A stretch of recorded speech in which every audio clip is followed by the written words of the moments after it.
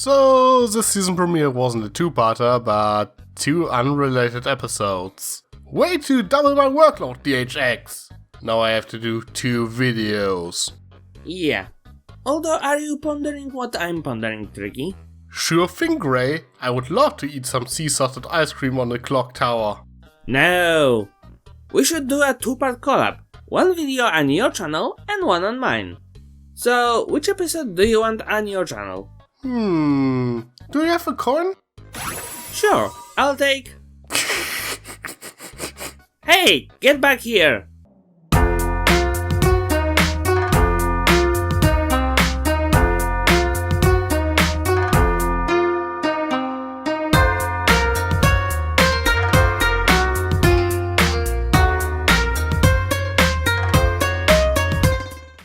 You could just say you wanted to go first. I would agree to it. I'm not taking any chances, and it was more fun this way.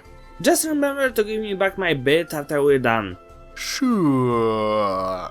Anyway, let's talk about the season premiere. Frankly, it was a bit disappointing that we didn't get an epic 2-parter like usual. Especially after last season's premiere, the Crystalline was already a bit underwhelming, and we didn't get a new major villain since Starlight's introduction in the Cutie map. Sure, To Where and Back Again brought back Chrysalis, but I'm certain that I'm not the only one who wants to see a new bad guy to mix things up. Okay, there's still a chance that we get one in the finale, and we definitely gonna get one in the movie, but I can't help to feel a bit disappointed. And even without a villain, I simply expect something greater than an episode about Twilight figuring out what she should do with Starlight now. However, it wouldn't be fair to write this episode off for not being a 2-parter. How does this hold up? Personally, it didn't bother me that much, although it did caught me by surprise. There are only so many disasters and ancient evils that can combine at once, since this seems to be happening just after the Changeling invasion. It may feel a bit weak after the between season hiatus, but if one would watch them back to back, I would say it would make a decent segue. I think some time has passed so that the Changelings were able to adjust to the new situation, but your point still holds true. This episode is basically a direct follow-up to Where and Back Again, and it's all about honoring Starlight's, Trixie's, Thorax and Discord's heroism. Also, small question, are those pink hearts of courage a new thing? Why did the main 6 never get them? I mean, they did parody the ending of A New Hope in The Return of Harmony, and no medals were to be seen. But frankly, that's a bit of nitpicking on my behalf, and I like that their heroics are acknowledged. However, what does bug me about this episode is the talk about Starlight's graduation. Sure, her actions in To Where and Back Again were pretty impressive, but I still think her character arc was really rushed in season 6 as she simply didn't get enough episodes to show her growth. Sure, this episode does imply that she learned much more lessons off screen, but the last thing we have seen of Starlight before To Where and Back Again was that she hardly made any progress in every little thing she does. Well, the thing is, a lot of people think that since Twilight became a princess, Starlight's role was to become the new Twilight. Some people were pleased with this, others were displeased, and some people don't really have an opinion. For me, Twilight definitely lost some of her main character's points to Starlight, but I still consider them different entities. I'm just hoping that Twilight will get some of her groove back this season. Oish, try saying light this many times in a sentence. Still, I feel that Starlight's role in the story was that one of great potential, but having no direction.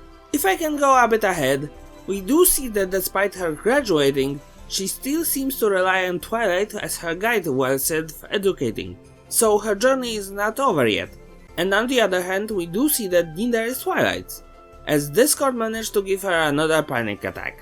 And that's why I can actually forgive this episode for the whole graduation idea. First of all, Starlight herself is well aware that she isn't ready yet, and Twilight never actually thought about letting Starlight go until Discord brought it up. The whole idea of Starlight graduating actually spawned by a Twilight freakout triggered by Discord, because he knows exactly which buttons to press to screw with Twilight. The whole situation is therefore pretty believable. Like always, it is a bit hard to say if Discord simply wants to mess with Twilight or if he actually wants to teach her a lesson. Sure, his main motivation obviously is his own amusement, but I could imagine that he is actually trying to give her a stealth lesson in the process. In any case, he is a lot of fun in this episode. I'm more under the impression that he was just messing with her because Starlight got up much faster than expected. Although with his latest statement where he wanted Starlight to go to his dimension, who knows what he meant. I wouldn't be surprised if he himself really doesn't know what his intentions are. I actually want to see Discord and Starlight hanging out. But nevertheless, this brings us to the core of the episode. Twilight and Celestia discussing Starlight's future. Oh my god, Tricky! Do you know what this means? What? This is a Twilestia episode! Finally, we have a Celestia episode! Although considering it's season 7, some may say that the card should look like this. Finally, we have a Celestia episode! Only 7 seasons in. And you wonder why she tries to burn your flank. Don't remind me.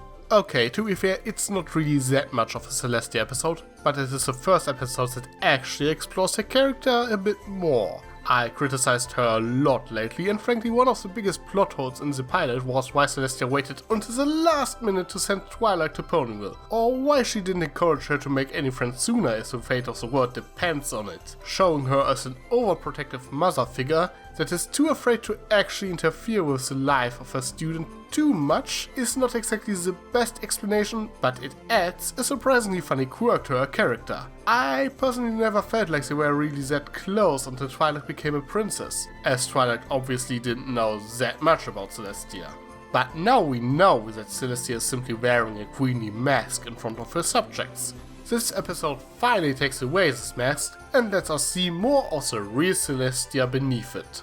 Interestingly enough, a day after this episode, I saw Princess Diary on TV, and Julie Andrews said something very appropriate to this. Something that being a queen is easy, but in reality it's a regular job. Celestia as the de facto queen has a lot of responsibilities. She's a politician, a teacher, a diplomat, a general, she used to rotate 2 celestial bodies, and aside that she found time to be a mother figure for at least 3 fillies. I think so far we've been getting a child's point of view that makes the adult's life look easy. Now that Twilight herself enters this position, we are getting more insight into Celestia herself. I also think it's pretty funny that Celestia's and Twilight's freak out were this similar, showing that they have more in common than meets the eye. I hope we see more like this in the future. Anyway, the majority of this episode basically consists of Twilight, Celestia and Spike discussing where they should send Starlight by inventing the holodeck.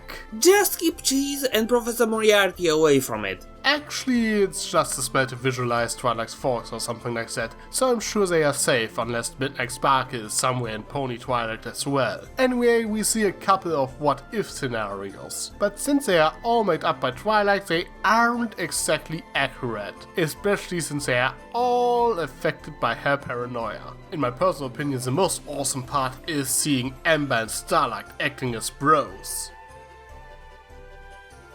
Well, being paranoid isn't something new for Twilight. She considers quite literally all possible scenarios, so she obviously gets hung up on the bad one. Including a changing that personally I'm surprised doesn't have red eyes, Garbo trying to kill something again, or Starlight and Starburst going too far with magic. Sure it's not alchemy? Looks more like alchemy to me. I am called by many names. I'm the world. I'm the universe. I'm God.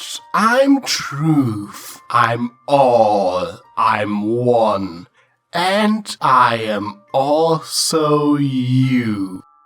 In any case, even though I ship those two, I think hanging out with Sunburst to study magic is the last thing Starlight should do. Sure, they would accomplish a lot, but this has been Starlight's major flaw so far. She avoided friendship lessons to focus on improving her magic skills. She might be together with a friend in this case, but she would make no further progress. They would be 2 shut-ins living together. That's it. Again, in those visions we do see Twilight going through the motions. Basically any parent that tells their child to pack 20 pairs of socks just in case. However, at this point Celestia steps in, or more laughs maniacally in, to share some of her experiences with Twilight, including a lesson where they literally learn about sunshine, lollipops and rainbows. And apparently they equal 2. Anyway, this is a life lesson for adults who at some point will be going through something like this, as well as for children that allows them to understand such emotions. Celestia even admits that she had hard time accepting this,